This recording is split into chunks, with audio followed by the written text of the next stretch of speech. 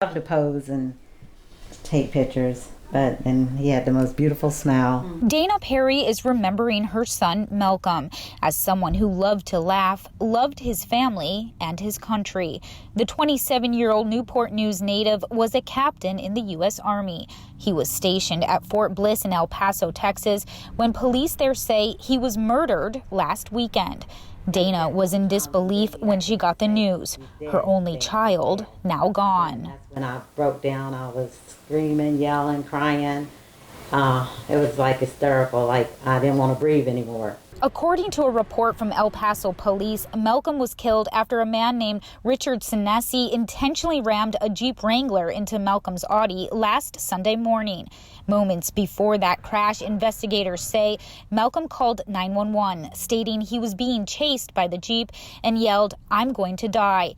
He then yelled for help, but it was too late. According to authorities, there was a loud crash, and then Malcolm's car rolled over, bursting into flames.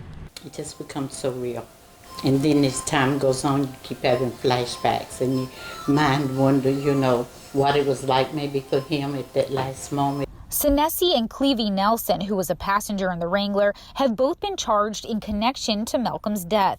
Nelson told police a fight involving Malcolm broke out right before the car chase, and later a group of men were beating him up in a parking lot.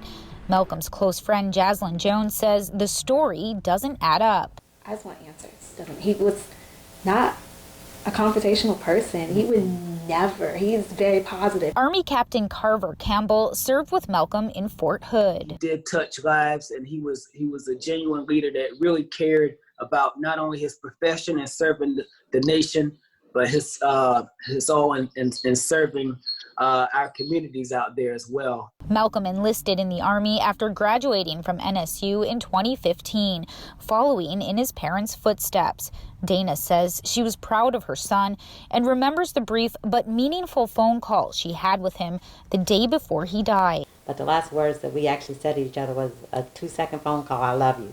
Dana says the Army is working to bring Malcolm's body back to Hampton Roads early this week, where he will receive a service with full military honors. In Newport News, Antoinette Delbell, News 3.